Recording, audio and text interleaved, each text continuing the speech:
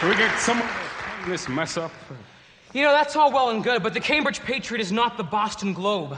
The Globe is the review we needed. It's funny, none of them mentioned Jessica fainting. She fainted during the bows, when the critics dash out of the theater to dash off their post-mortems. Face it, we've gotten our notices and we've been given notice. Yeah, I'm afraid you're right. No, you two are just oversensitive because you wrote the show. This is only round one. The first musical my husband and I produced was savaged out of town. But we rolled up our sleeves, did a major rewrite, and brought it to Broadway. And that musical, my friends, was Kiss Me, I'm Irish. Closed before the audience opened their playbills, but the point is, this is a Sidney and Carmen Bernstein production. We decide if it goes to New York, not Daryl Grady of the Boston Globe. So we're still shooting for Broadway? Aaron and Georgia, you keep writing tunes that bounce. Oscar, you keep writing checks that don't. Yeah, very nice. But until our leading lady gets out of the hospital, who knows what happens next? They just have her under observation. I'm sure she'll be out by morning at the latest. Is there no limit? Sounds like our director. Is there no limit? Got such horrendous reviews. Is there no limit, I ask you, to my unbridled brilliance? Chris, where the hell were you tonight? As our director, you owe all of us. Oh, be still your foolish mouth. Nothing to be gleaned by watching one show with a fraudulent audience of an opening night. Went for a walk past the Cathedral of the Holy Cross. Went in. Wildly spiritual, I tell you. Those Catholics really know how to put on a good show. And right in the middle of the Eucharist, I had an epiphany. At this stage in life of any musical, one should refrain from inventing anything brilliant, but simply eliminate all that is god-awful. Now what, I ask without fear of contradiction, was the most god-awful thing in our show? Jessica. Jessica, of course. Carmen, I came back here to convince you to get rid of our star, only to have the cast inform me that she's in the hospital? I see the hand of the Lord in this.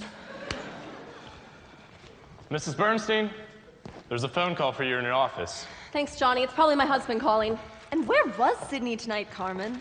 Sydney's in New York, booking a theater for us, and, knowing my husband, also booking a soprano who doesn't dance but knows how to move. At least she can joke about it.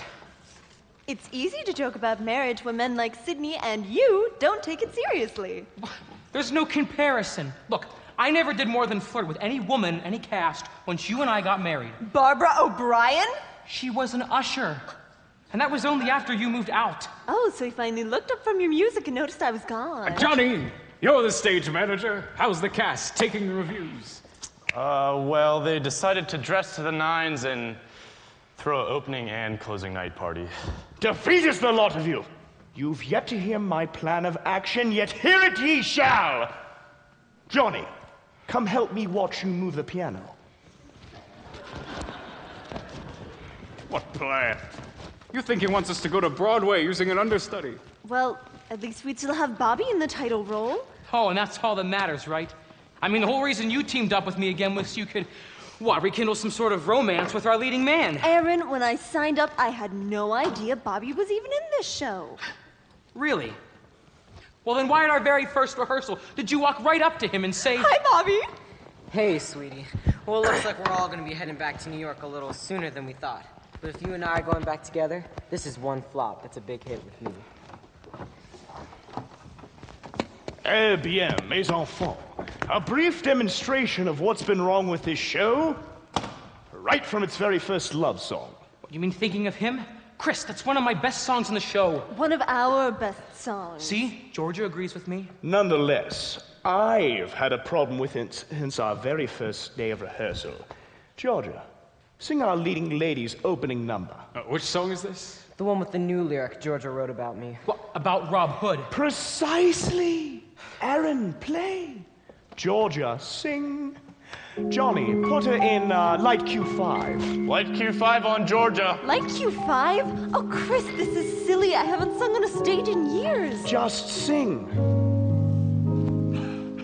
Thinking of him. Thinking of him. Sometimes it seems I spend every moment of my waking day thinking of him, making him laugh, sometimes making him strong, sometimes making him feel someplace in the light is his, telling him just how special he is, thinking of him,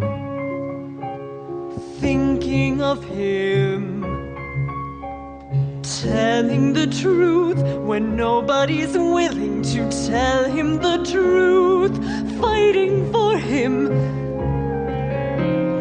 living for him, thinking it over, that's what I think I do. Well, isn't it time? Isn't it high time? I was thinking